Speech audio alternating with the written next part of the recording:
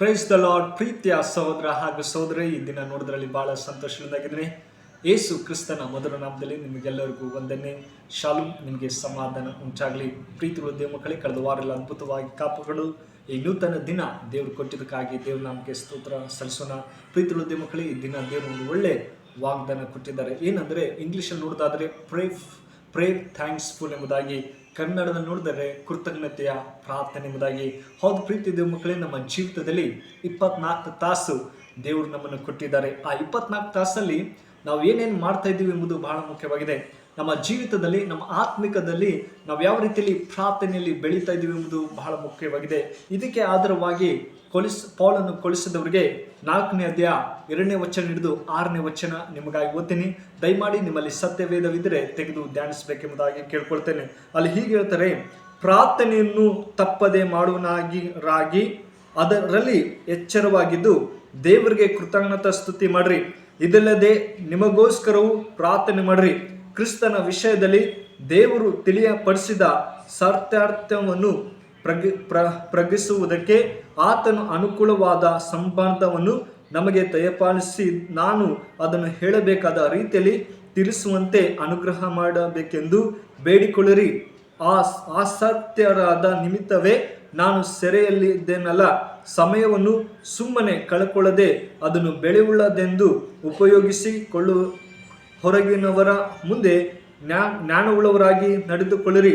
ನಿಮ್ಮ ಸಂಭಾಷಣೆ ಯಾವಾಗಲೂ ಇಂಪಾಗಿಯೂ ರಸವಂತರಾಗಿಯೂ ಇರಲಿ. ಹೀಗೆ ನೀವು ಯಾರಿಗೆ ಯಾವ ರೀತಿಯಲ್ಲಿ ಉತ್ತರ ಹೇಳಬೇಕು ಅದನ್ನು ತಿಳಿದುಕೊಳ್ಳುವಿರಿ. ಆಮೆನ್. ಹಲ್ಲೆಲೂಯಾ. ಪ್ರೀತಿಗಳ ದೇವ ಮಕ್ಕಳೇ, ಪೌಲ ಯಾವ ರೀತಿಯಲ್ಲಿ ಹೇಳ್ತಾ ಇದ್ದಾರೆ ನೋಡಿ, ಎಚ್ಚರಿಸ್ತೇನೆ. ಪ್ರಾರ್ಥನೆಯಲ್ಲಿ ಕೃತಜ್ಞತುಳ್ಳವರಾಗಿರಿ.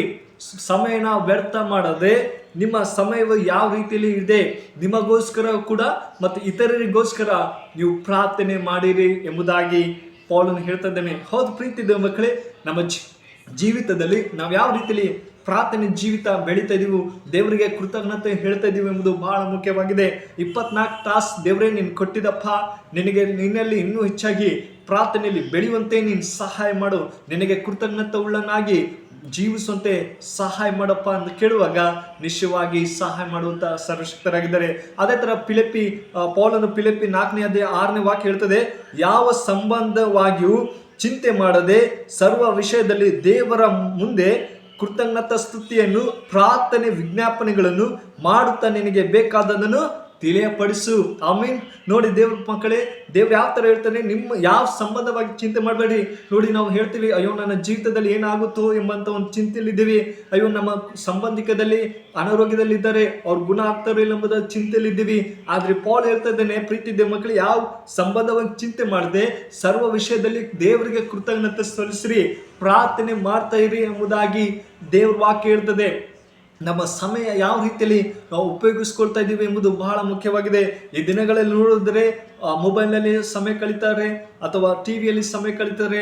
ಆದರೆ ಆತ್ಮಿಕವಾಗಿ ನಾವು ಬೆಳಿಬೇಕು. ಪ್ರೀತಿ ದೇವ ಮಕ್ಕಳೇ, ದೇವ್ರು ನಮ್ಮನ್ನು ಎಚ್ಚರಿಸ್ತಾನೆ. ಪ್ರತಿದಿನ ಈ ಮುಂಜಾನೆ ವೇಳೆಯಲ್ಲಿ, ದೇವರೇ ನೀನು ಒಳ್ಳೆ ದಿನ ಕೊಟ್ಟಿದ್ದಿ, ಇಂದಿನಿಂದ ನಾನು ತೀರ್ಮಾನ ಮಾಡ್ಕೊಳ್ತೇನೆ, ನಾನು ಕೂಡ ಪೌಲನ ಹಾಗೆ ಪ್ರತಿದಿನ ಪ್ರಾರ್ಥಿಸುವಂತೆ ಸಹಾಯ ಮಾಡುವುದಾಗಿ ಕೇಳುವಾಗ ನಿಶ್ಚಯವಾಗಿ ಸಹಾಯ ಮಾಡುವಂತಹ ಸರ್ವಶಕ್ತರಾಗಿದ್ದಾರೆ. ಪ್ರೀತಿ ದೇವ ಮಕ್ಕಳೇ, ಅದೇ ತರ ದಾವಿದನ ಇಸ್ರಾಯೇಲಲ್ಲಿ ನೋಡುವುದಾದ್ರೆ, ದಾವಿದನ ಬರೆದ ಕೀರ್ತನೆ 100 ಅಧ್ಯಾಯ 4ನೇ ವಚನ ಹೇಳ್ತದೆ, ಕೃತಜ್ಞತಾ ಸ್ತುತಿಯೊಡನೆ ಆತನ ಸಮೀಪಕ್ಕೆ ಆತನ ಮಂದಿರದೊಳಗೆ ಕೀರ್ತನೆ ಒಂದೆರಡನೆ ಆತನ ಅಂಗಗಳನ್ನು ಬನ್ನಿರಿ, ಆತನ ಕೊಂಡಾಡ್ರಿ, ಮತ್ತೆ ಸನ್ನಿಧಿಯಲ್ಲಿ ಸೇರಿ ಆತನ ನಾಮವನ್ನು ಕೊಂಡಾಡ್ರಿ. ಆಮೀನ್. ಈ ದಿನಗಳಲ್ಲಿ ನೋಡಿದರೆ ವಿಶ್ವಾಸಿಗಳು ತಮ್ಮ ಸಭೆಗೆ ಬರದೆ ತಮ್ಮ ಇಷ್ಟ ಬಂದ ಹಾಗೆ ಸಮಯನ ಕಳೀತಾ ಇದ್ದಾರೆ. ಹೌದು ಪ್ರೀತಿ ದೇವ ಮಕ್ಕಳು, ದಾವೀದ ಹೇಳ್ತಾನೆ, ಕೃತಜ್ಞತೆ ನೋಡೋದನ್ನೇ ಆತನ ಮಂದಿರಕ್ಕೆ ಬನ್ರಿ, ಆತನ ಅಂಗಳದಲ್ಲಿ ಉತ್ಸಾಹ ಧ್ವನಿ ಮಾಡ್ರಿ ಎಂಬುದಾಗಿ ಹೇಳ್ತಾ ಇದ್ದಾರೆ. ಹೌದು ಪ್ರೀತಿ ದೇವ ಮಕ್ಕಳೇ, ನಾವು ಆತ್ಮಿಕವಾಗಿ ಯಾವ ರೀತಿಯಲ್ಲಿ ಜೀವಿಸ್ತಾ ಇದೀವಿ, ಭಾನುವಾರ ಬಂದ ತಕ್ಷಣ ನಾವು ಅಲ್ಲಿ ಹೋಗ್ಬೇಕು ಇಲ್ಲಿ ಹೋಗ್ಬೇಕು ಎಂಬುದಾಗಿ ಸಮಯ ಕಳೀತಾ ಇದೀವಿ. ಆದ್ರೆ ದಾವೀದ ಹೇಳ್ತಾನೆ, ನೀವಾದ್ರೂ ಅಂಗಳದಲ್ಲಿ ಬಂದು ಆತನಿಗೆ ಕೃತಜ್ಞತೆ ಸಲ್ಲಿಸಿರಿ, ಆತನ ಮಂದಿರದಲ್ಲಿ ಆನಂದವಾಗಿ ಜೀವಿಸಿರಿ ಎಂಬುದಾಗಿ ಹೇಳ್ತಿದ್ದಾರೆ. ಆದ್ರೆ ಈ ದಿನಗಳು ನೋಡಿದರೆ ಪ್ರೀತಿಯ ಮಕ್ಕಳೇ, ಅಯ್ಯೋ ನನಗೆ ಸಮಯ ಇಲ್ಲ, ನಾವು ಅಲ್ಲಿ ಫಂಕ್ಷನ್ ಹೋಗ್ಬೇಕು ಇಲ್ಲಿ ಹೋಗ್ಬೇಕು ಎಂಬುದಾಗಿ ನಾವು ನೆಪ ಹೇಳ್ತೀವಿ. ಆದ್ರೆ ಪ್ರೀತಿ ದೇವ ಮಕ್ಕಳೇ, ದಾವಿದನ ಎಚ್ಚರಿಸ್ತಾನೆ, ಕೃತಜ್ಞತೆಯುಳ್ಳವರಾಗಿ ದೇವರ ಅಂಗಳದಲ್ಲಿ ಬಂದಿರಿ, ಆತನ ಮಂದಿರದೊಳಗೆ ಬಂದಿರಿ. ಕೀರ್ತನೆಯೊಡನೆ ನಾವು ಹಾಡಾಡ್ತಾ ದೇವರೇ ನಿನ್ನನ್ನೇ ಕೊಂಡಾಡ್ತೀವಿ, ನನ್ನ ಎಲ್ಲ ನೀನ್ ಸಹಾಯ ಮಾಡ್ತಿದ್ದಿ, ನನ್ನ ಕುಟುಂಬದಲ್ಲಿ ಎಲ್ಲ ಬೇಕಂತೆಲ್ಲ ಸಹಾಯ ಮಾಡ್ತಿದ್ದಿ ಎಂಬುದಾಗಿ ಹೇಳುವಾಗ ದೇವ್ರ ಸಂತೋಷರಾಗಿದ್ದಾರೆ. ಪ್ರೀತಿದ ಮಕ್ಕಳೇ, ಅದೇ ತರ ಮತ್ತೆ ಬರೆದ ಸುವಾರ್ತೆ 7ನೇ ಅಧ್ಯಾಯ 7ನೇ ವಚನ ಹಿಡಿದು 11ನೇ ವಚನ ಹೇಳೋದಾದ್ರೆ ನೋಡೋದಾದ್ರೆ, ಬೇಡಿಕೊಳ್ಳಿರಿ, ನಿಮಗೆ ಏನೇನ್ ಬೇಕೋ ಅದನ್ನೆಲ್ಲ ನಾನು ಕೊಡ್ತೇನೆ. ಬೇಡಿಕೊಳ್ಳಿರಿ, ನಿಮಗೆ ದೊರೆಯುವುದು, ಹುಡುಕಿರಿ, ನಿಮಗೆ ಸಿಕ್ಕುವುದು, ತಟ್ಟಿರಿ, ನಿಮಗೆ ತೆರೆಯುವುದು ಎಂಬುದಾಗಿ ದೇವರು ಹೇಳ್ತಾರೆ. ಹೌದು ಪ್ರೀತಿದೆ ಮಕ್ಕಳೇ, ನಮ್ಮ ದೇವರು ಎಲ್ಲವನ್ನು ಕೊಡುವಂತ ದೇವರು.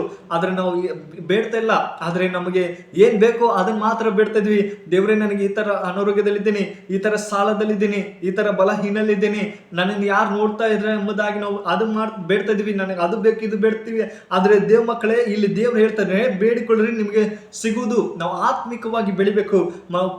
ಪ್ರತಿದಿನ ದೇವರಲ್ಲಿ ನಾವು ಬೆಳೆಯುವಾಗ, ಪ್ರಾರ್ಥನೆಯಲ್ಲಿ ಕೃತಜ್ಞತೆ ಹೇಳುವಾಗ ದೇವರು ನಮ್ಮನ್ನು ಆಶೀರ್ವದಿಸ್ತಾನೆ.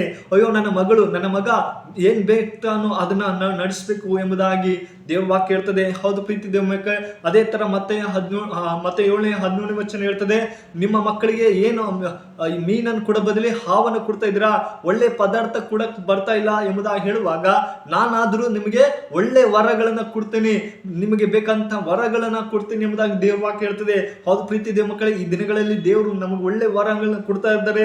ಅದನ್ನ ಹೊಂದಿಕೊಳ್ಳಬೇಕು, ಸಮಯನ ಕಳಿಬೇಕು. ದೇವರೇ, ನಿನ್ನಲ್ಲಿ ಇನ್ನೆಚ್ಚಾಗಿ ಕೃತಜ್ಞತೆಯ ಪ್ರಾರ್ಥನೆಯಲ್ಲಿ ಬೆಳೆಯುವಂತೆ ನೀನು ಸಹಾಯ ಮಾಡುವುದಾಗಿ ಕೇಳುವಾಗ ನಿಶ್ಚಯವಾಗಿ ಸಹಾಯ ಮಾಡುವಂತ ಸರ್ವಶಕ್ತರಾಗಿದ್ದಾರೆ. ಪ್ರೀತಿ ಮಕ್ಕಳೇ, ಒಂದು ದಿವಸ ಒಂದು ಯೌವನಸ್ಥ ಹುಡುಗ ತನ್ನ ಭಯ ಭಕ್ತಿಯಲ್ಲಿ ಜೀವಿಸ್ತಾ ಇದ್ದ.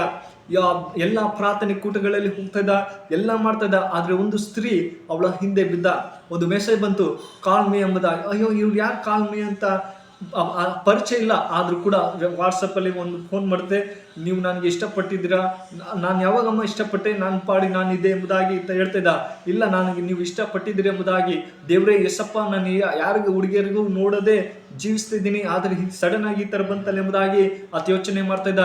ದೇವ್ರೇ, ಹೇಗಾದ್ರೂ ಮಾಡಿ ಇದರಿಂದ ದೂರ ಆಗುವಂತೆ ನೀನ್ ಸಹಾಯ ಮಾಡಪ್ಪ ಅಂತ ಕೃತಜ್ಞತೆಯಿಂದ ಕೇಳುವಾಗ ದೇವರು ಆ ಪ್ರಾರ್ಥನೆಯಿಂದ ಆ ಯೌವನಸ್ಥನ ಜಯಿಸಿದ್ರೆ ಎಂಬುದನ್ನು ನೋಡ್ತೀವಿ. ಹೌದು ಪ್ರೀತಿದೆ ಮಕ್ಕಳೇ, ಈ ದಿನಗಳಲ್ಲಿ ಸೈತನು ಮಕ್ಕಳಿಗೆ ವಂಚಿಸ್ತಾ ಇದ್ದಾನೆ, ಯಾವುದೋ ಮೂಲಕ ವಂಚಿಸ್ತಾ ಇದ್ದಾನೆ. ಆದ್ರೆ ಪೌಲನು ನಮಗೆ ಹೇಳ್ತಾನೆ, ನೀವು ಪ್ರಾರ್ಥನೆ ಮಾಡೋರಾಗಿರಿ, ಕೃತಜ್ಞತೆಯುಳ್ಳವರಾಗಿರಿ, ದೇವರಲ್ಲಿ ಬೆಳೀರಿ ಎಂಬುದಾಗಿ ದೇವ್ರವಾಕ್ಯ ಹೇಳ್ತದೆ. ಇತ್ತಿತ್ತರಿಗಾಗಿ ನೀವು ಪ್ರಾರ್ಥಿಸಿರಿ ಎಂಬುದಾಗಿ ದೇವ್ರವಾಕ್ಯ ಹೇಳ್ತದೆ. ಹೌದು ಪ್ರೀತಿದೆ ಮಕ್ಕಳೇ, ಈ ದಿನ ನೀವು ತೀರ್ಮಾನ ಮಾಡ್ಕೊಳ್ಳಿ, ದೇವರೇ, ಇಂದಿನಿಂದ ನಾನು ಮೊಳಕಾಲವ್ರಿಗೆ ಪ್ರಾರ್ಥಿಸ್ತೀನಿ, ನೀನು ನನಗೆ ಸಹಾಯ ಮಾಡಿ ಎಂಬುದಾಗಿ ಕೇಳುವಾಗ ನಿಶ್ಚಯವಾಗಿ ಸಹಾಯ ಮಾಡ್ತೇನೆ. ಈ ವಾಕ್ಯ ನಿಮ್ಮ ಜೀವಿತದಲ್ಲಿ ಆಶೀರ್ವದಿಸಿ ಕಾಪಾಡಿ. May God bless you. ಪ್ರಾರ್ಥನೆ ಮಾಡೋಣ. ಪರಿಶುದ್ಧನೆ ಪ್ರೀತಿಗಳ ತಂದೆ, ಈ ಒಳ್ಳೆ ಸಮಯಕ್ಕಾಗಿ ಸ್ತೋತ್ರ. ಕಳೆದ ವಾರ ಎಲ್ಲ ಅದ್ಭುತವಾಗಿ ಕಾಪಾಡಿಕೊಂಡು ಈ ನೂತನ ದಿನ ನೋಡುವಂತೆ ಕೃಪೆ ಕೊಟ್ಟಕ್ಕಾಗಿ ಸ್ತೋತ್ರ. ಅಪ್ಪ, ಈ ವಿಡಿಯೋ ಯಾರು ನೋಡ್ತಾರೋ ಆ ಮಕ್ಕಳನ್ನ ಆಶೀರ್ವದಿಸು.